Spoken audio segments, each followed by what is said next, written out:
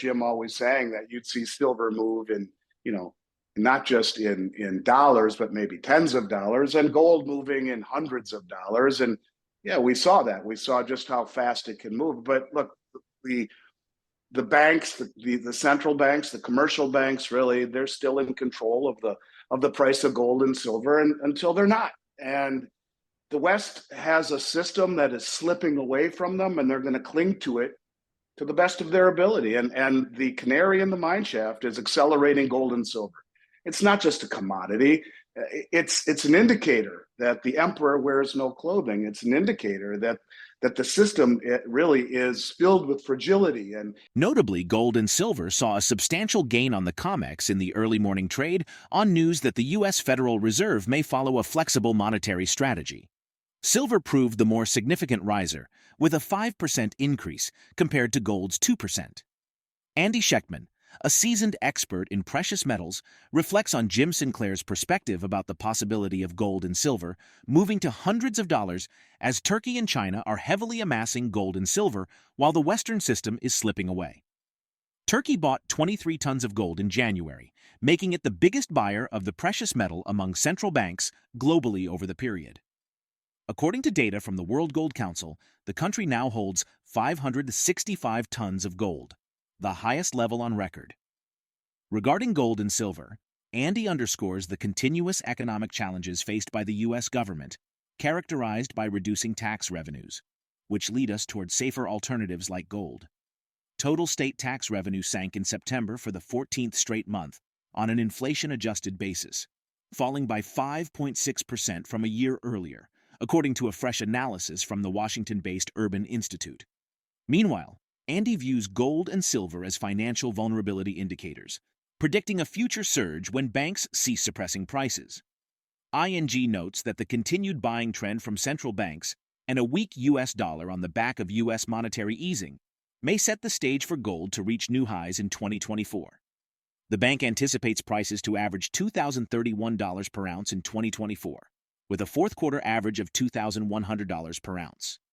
Now we present the clips of AndySchectman's insights from his recent interview with Arcadia Economics. Before we continue to delve into this discussion, please subscribe to our channel and activate the bell icon for timely updates. if you look at when markets start to move in one way or the other, typically they're preceded by great volatility. And look, this is not going to be an easy run, no question about it. Great volatility, to be for sure. And yeah, I remember Jim always saying that you'd see silver move in, not just in dollars, but maybe tens of dollars, and gold moving in hundreds of dollars. And yeah, we saw that. We saw just how fast it can move. The central banks, the commercial banks, really, they're still in control of the price of gold and silver, and until they're not. And the West has a system that is slipping away from them, and they're going to cling to it to the best of their ability. And the canary in the mine shaft is accelerating gold and silver. It's not just a commodity. It's an indicator that the emperor wears no clothing. It's an indicator that the system, it really is filled with fragility and is over leveraged and undercapitalized, and all of these things.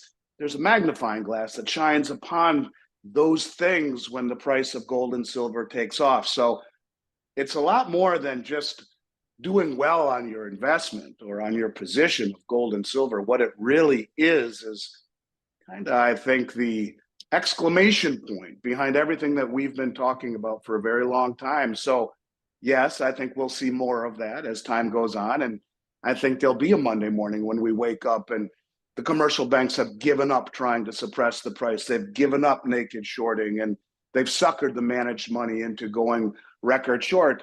And then it will just run. Now, we've been expecting that for a very long time. And, that should be the cover of the new abridged Little Boy Who Cries Wolf. It will just run. But look, the wolf comes at some point.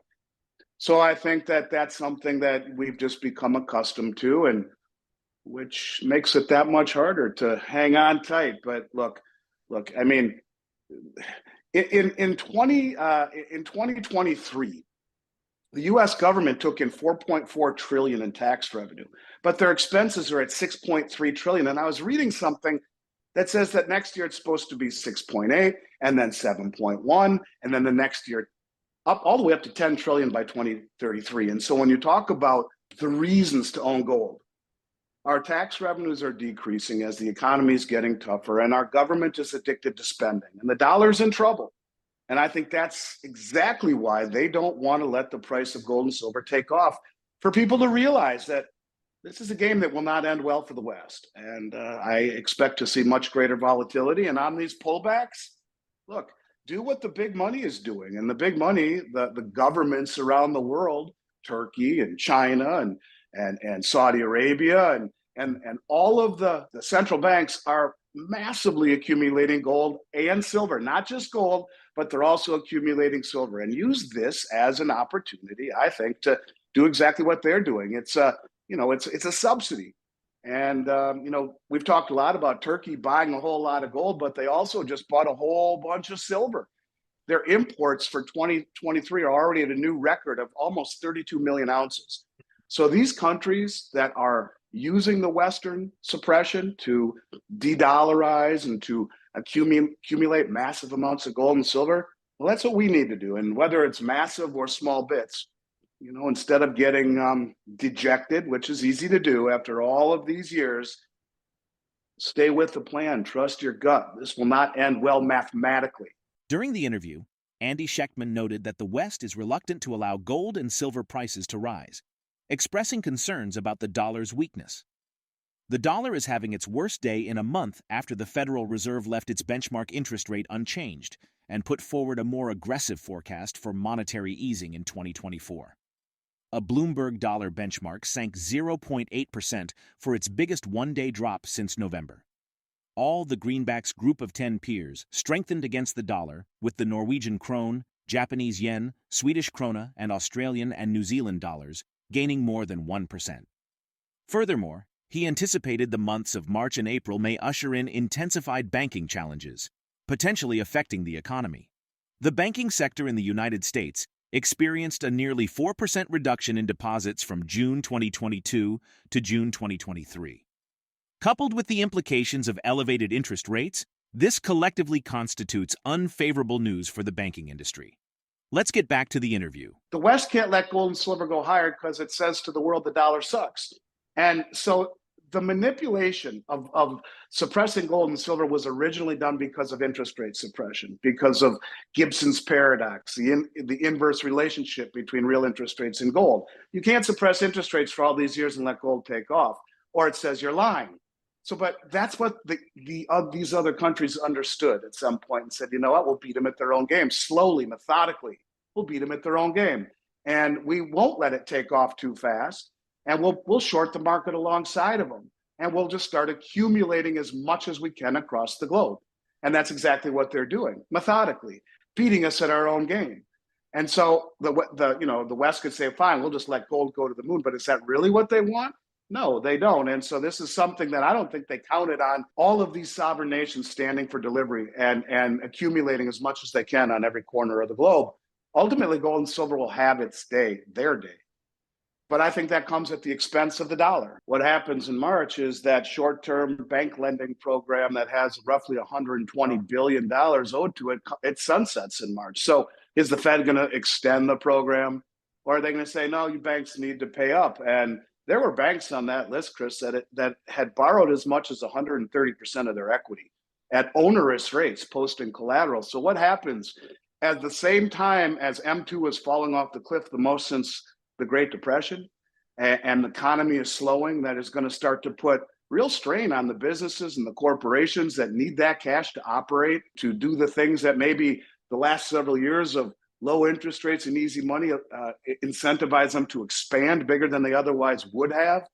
And to see the cash draining out of the system is probably a precursor to greater problems in the economy. And I think that when you look at what could happen in March, if I were a betting guy using Vegas as an analogy, since I was just there, I would say all the money would be on March and April to see some real problems as the banking crisis maybe takes it to a next level, as all of these banks have to pay back those loans that they borrowed from the Fed, which just hit an all-time high again. It's not getting any better for these banks. And this environment, especially of a falling M2, the falling money supply, the tightening lending standards, credit issues.